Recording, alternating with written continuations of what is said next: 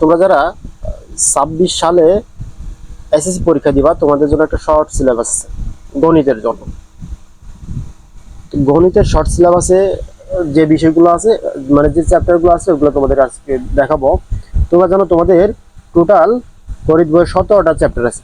তার মধ্যে শর্ট সিলেবাসে তোমাদের মাত্র 17টার মধ্যে মাত্র তোমাদের 8টা চ্যাপ্টার পড়তে হবে। কয়টা? 8টা। চলো দেখি কোন 8টা চ্যাপ্টার আছে, আমরা এটা দেখি একটু। আচ্ছা দেখো, প্রথমেই তোমাদের আছে হলো গিয়ে দ্বিতীয় অধ্যায় সেট অফ ফাংশন।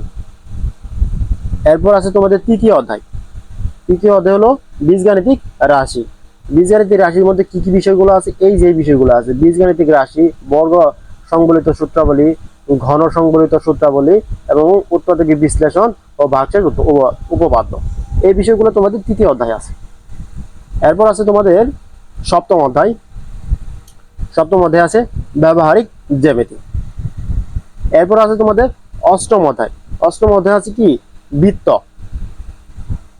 আর এরপরে হলো তোমাদের নবম অধ্যায় হচ্ছে তোমাদের ত্রিকোণমিতিক অনুপাত।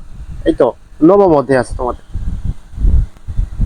আর এরপর আছে তোমাদের একাদশ অধ্যায় হলো তোমাদের বীজগণিতিক অনুপাত ও সমানুপাত। তারপর আছে 16 অধ্যায় হলো পরিমিতি। আর একটা লাস্ট একটা অধ্যায় আছে 17 অধ্যায় হচ্ছে পরিসংখ্যান। এইগুলাই, এই টোটাল 8টা। 17টার ভিতরে কয়টা? 17টার মধ্যে তোমাদের মাত্র 8টা চ্যাপ্টার পড়লে পরে যারা এসএসসি 26-এ পরীক্ষা দিবা, তোমাদের গণিত সিলেবাস কমপ্লিট। আশা করি তোমরা বুঝতে পারছো যে তোমাদের কোন 8টা চ্যাপ্টার 26 সালের জন্য, 26 সালে যারা পরীক্ষা দিবা তাদের জন্য আছে। তারপরে তোমাদের কোনো কিছু জানার থাকলে অবশ্যই ভাইয়া কমেন্ট বক্সে জানাবা। আমি তোমাদের সেই বিষয়ে বিস্তারিত জানানোর জন্য চেষ্টা করবো। তবে ভালো থাকো, সুস্থ থাকো।